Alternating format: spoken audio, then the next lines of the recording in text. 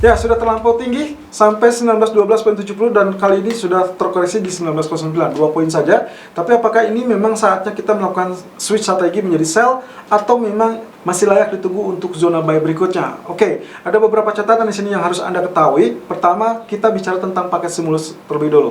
2 atau 3 hari yang lalu, dia sempat terbenam meskipun sempat spike sampai 1920 lalu kemudian di bawah 1900 atau lebih tepatnya 1879. Tapi kurang lebih itu adalah dikarenakan Trump menghentikan pembicaraan tentang paket stimulus dan meminta Mnuchin ataupun Pelosi untuk tidak membahasnya kembali.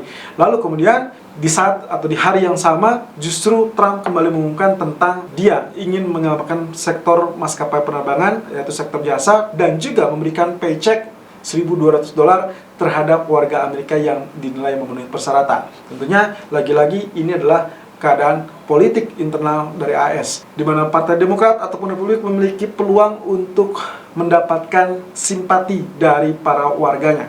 Dan tentunya ini juga terkait dengan faktor dominasi dari masing-masing kubu. Nah, Demokrat memiliki keinginan atau memiliki misi bukan hanya untuk memenangkan Biden, tapi juga untuk merebut kursi Senat yang sampai saat ini dikuasai Partai Republik. Kalau saja nantinya komposisi di Senat ternyata dihuni oleh Demokrat, otomatis mereka jauh lebih besar peluangnya untuk menggelontorkan paket stimulus besar-besaran. Dan di sisi lain, para pejabat ataupun official dari Fed juga sepakat tentang paket stimulus fiskal yang harus tetap dilakukan berkelanjutan karena pemulihan ekonomi dinilai belum akan tumbuh. Lalu kemudian yang tidak kalah menarik lagi, tadi pagi saya mendapatkan informasi dari World Gold Council, di mana ini adalah rujukan untuk kita yang sedang mengamati pergerakan harga emas dan juga ingin meyakinkan diri apakah memang kondisinya demand sudah mulai tumbuh atau tidak, karena ini terkait dengan pergerakan harga emas selanjutnya. Nah, kali ini informasi yang saya dapatkan adalah gold ETF melewati sekitar 1.000 ton untuk new demand di tahun 2020, dan ini menandakan bahwa investor sebetulnya demand-nya larinya lebih kepada ETF. Lalu kemudian untuk demand fisiknya sendiri memang tidak terlampau bombastis seperti sedia kala. Tapi hal ini menggambarkan bahwa ada tendensi investor sudah mulai melirik aset safe haven kembali karena mereka menyadari sampai detik ini kondisi dari pandemi global ini masih belum menunjukkan pemulihan yang sangat signifikan, termasuk juga beberapa pemulihan ekonomi di beberapa kawasan yang kecenderungannya menunjukkan jalur perlambatan. Apalagi kalau kita berfokus dengan Amerika sendiri, maka potensi inilah yang akan menjadi kepanikan di kemudian hari. Kalau tidak ada kebijakan fiskal ataupun kebijakan moneter dari bank sentral, maka kemungkinan potensinya ini sudah mengalami penurunan yang jauh lebih tajam dari sebelum pandemi. So, ini akan menjadi saat-saat yang cukup krusial, dan saya kembali ingatkan kepada Anda, ini adalah momentum yang tepat untuk Anda segera memanfaatkan situasi untuk medium term terkait dengan gold. Karena gold, kemungkinannya setiap dip yang terjadi atau setiap penurunan yang terjadi, maka kemungkinan potensinya disitulah letak Anda bisa memanfaatkan untuk areal buy on dip. Technical View, 9 Oktober 2020. Irfan untuk Agrodana. 9 Oktober 2020 per jam 11 lewat 1 menit waktu Indonesia bagian Barat. Kita kupas terlebih dahulu seperti biasa outlook dari DXY atau indeks dolar yang ternyata kemarin terjadi penurunan kembali. Meskipun candlestick, Anda perhatikan di sini candlesticknya di tanggal 8 yang lalu bentuknya lebih kepada bentuk doji kembali ya. Kalau melihat ini, saya jadi teringat candlestick yang ini yang sempat tercipta di tanggal 30 September yang lalu. Persis sama ya. Dan kali ini juga munculnya setelah adanya candlestick penurunan atau bearish candle. Jadi akhirnya kemungkinan potensi hari ini akan didominasi dengan penurunan di US dollar. So, akhir pekan ini saya rasa pelemahan dolar akan menjadi topik utama yang akhirnya mengangkat risk sentiment atau risk appetite, yaitu terkait dengan mata uang seperti euro, kemudian pound sterling, Aussie, dan juga termasuk satu yang akan kita kupas berikutnya adalah gold. Nah, kemudian kalau misalnya dari ini kita masih tetap berada dalam zona tanda tanya ya, karena kalau misalkan dia tidak berhasil tembus, otomatis kemudian hari atau next candle-nya akan terjadi bullish candle, atau bisa saja yang hari ini pun ditutup dengan potensi doji candle seperti ini kembali ya, dan itu berarti masih peluangnya untuk area rebound ataupun rally untuk US dollar masih bisa terjadi. Nah, di grafik H4 ternyata apa yang kita khawatirkan kemarin terkait dengan inverted head and shoulder. Tentunya Anda ingat 2 hari yang lalu saya sempat menyampaikannya, di mana kalau misalkan ternyata penurunan di swing ini ya,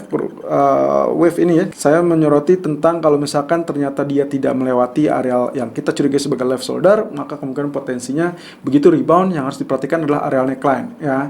Dan secara kebetulan kemarin memang sempat tertahan ya, Anda bisa lihat di sini, dia sempat tertahan. Saya asumsikan ini equal dengan apa yang terjadi di bagian left shoulder, bagian head pun tidak terlewati, lalu kemudian dia rebound. Nah, saat rebound ini sebetulnya dia sempat memberikan harapan, tapi ternyata harapan ini adalah harapan semu ya. Anda bisa lihat di sini, dia hanya berupa tail saja, spike, lalu kemudian tidak berhasil sama sekali, tidak menyentuh, bahkan tidak menembus area neckline ya. Jadi kemungkinan potensi inilah yang mengakibatkan dia gagal, dan saya asumsikan neckline gagal ditembus, inverse head and shoulder gagal. Sekarang fokus pada expanding triangle, meskipun kalau dilihat ini tidak terlampau idealis ya untuk expanding triangle-nya. Tapi kalau kita lihat dari polanya, ini adalah bearish ya, bearish, kemudian nantinya dia dalam zona expanding triangle ini, lalu kemudian akhirnya tembus, dan itu yang terjadi tadi pagi. Jadi dia sudah melalui penembusan, otomatis kita akan didominasi dengan pelemahan dolar. Itulah sebabnya di daily chart juga menunjukkan pola seperti itu, meskipun ada area support yang akan menjadi faktor pengganggu selanjutnya. Nah, di grafik H1-nya yang harus Anda pahami di sini ada area yang kemarin juga kita sudah tandai, tapi ya descending triangle-nya ya, kemarin sempat break, lalu kemudian dia rebound kembali, tapi akhirnya tertekan. Bahkan kalau misalkan dilihat di sini, ini tadinya bisa diandalkan sebagai zona bottom ya, tapi ternyata dia ditembus juga. Berarti saya ambil historical price di sini ya.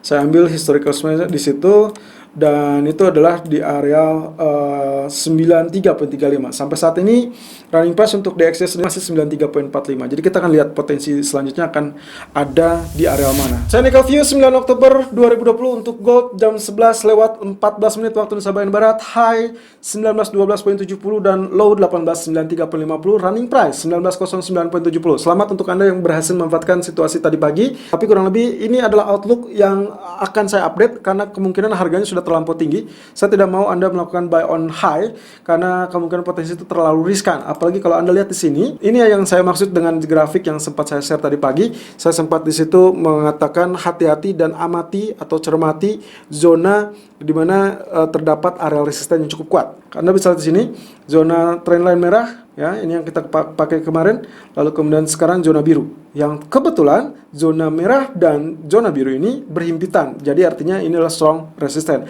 Hampir mirip dengan kejadian 2 atau 3 hari yang lalu, di mana dia sempat spike sampai 1920, tapi ternyata gagal untuk mengalami penembusan. Itulah sebabnya saya meminta Anda untuk mencermati area tersebut, karena bukan berarti dia tidak akan menembus, tapi akan relatif sangat kuat, sehingga dia butuh tenaga yang cukup kuat untuk melakukan penembusan tersebut.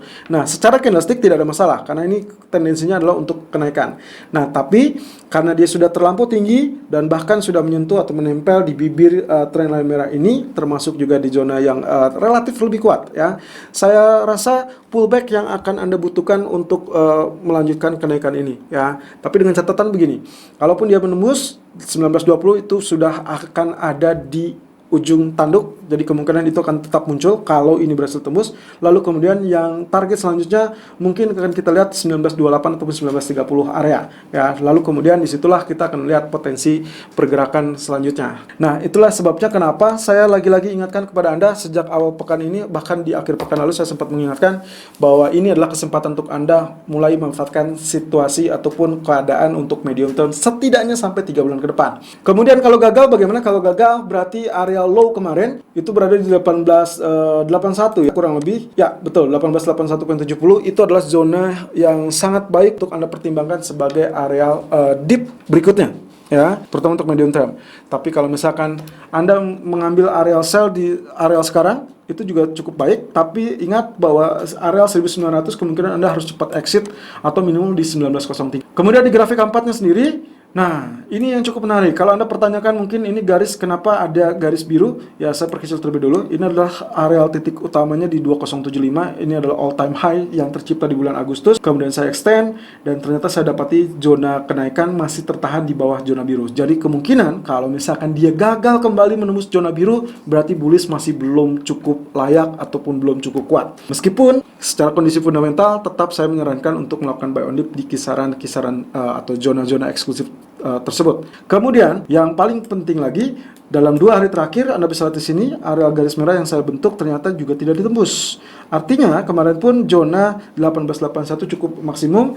Kemudian kali ini karena tadi pagi saya sempat men-share di area 1893, sayangnya saya menunggu 1890 sebetulnya, tapi tidak terjadi, tidak terbentuk. Padahal ini cukup ideal ya. Tadi pagi dia candlenya di sini ya. Jadi kemungkinan gagal ya. Tapi kita lihat ya, potensinya saya rasa masih akan ada pullback. Apalagi kalau dengan skenario tadi dia akan terjadi rejection terlebih dulu. Kebetulan berhimpitan dengan zona historical price seperti ini. Ingat, 2 areal yang berhimpitan di tempat yang sama berarti biasanya itu menjadi areal resisten ataupun support kuat, dan kali ini menjadi resisten kuat. Jadi skenario-nya dia akan terjadi pullback terlebih dulu atau dip. Kemungkinan yang terdekat adalah 1896 ataupun 1897, which is okay karena itu berarti berdekatan dengan zona buy kita yaitu di 1893 ataupun 1895 ya. Tapi kita lihat apakah ini masih membuat pola yang bagus apa tidak. Nah, kurang lebih dari sini nantinya dia akan mengalami atau dorongan yang lebih tinggi karena mau tidak mau dia membutuhkan tenaga, berarti dia mencari areal, ya istilahnya dia mencari areal terendah terlebih dulu, kemudian dia mendapatkan tenaga bahan, dan akhirnya areal resisten kuat ini berhasil ditembus 1909 ataupun 1911, kemudian nanti target utama dia sebetulnya areal 1929 ataupun 1930 ya, ini adalah areal utama kita ingat. Kemudian di grafik H1-nya kalau kita lihat, dia sudah melampaui areal biru kedua, jadi saya rasa ini terlampau tinggi. Saya tidak mau mengikuti arusnya, saya lebih prefer untuk mencari aman, carilah pullback yang terdekat 1902. Jadi pilihan Anda untuk skenario yang berikutnya pasca tadi pagi di area 1893 ataupun 1895, ini adalah area berikutnya 1902 ataupun 1903, itu adalah area dip yang terdekat. Jadi Anda bisa lakukan buy di area tersebut dengan target pertama mungkin 1909, lalu kemudian target kedua adalah 1917, dan stop loss tentunya harus digunakan di area kurang lebih 1895. Itu yang paling logis. Tapi kalau misalkan Anda tetap menunggu zona yang sempat tadi saya sebutkan di pagi hari yaitu 1893 ataupun 1895, it's okay. Target pertamanya adalah 1900 dan target kedua adalah 1908. Stop loss kurang lebih 1888. Selalu gunakan stop loss dan risk manajemen sesuai dengan equity dan strategi trading Anda. Irfan untuk Agrodan.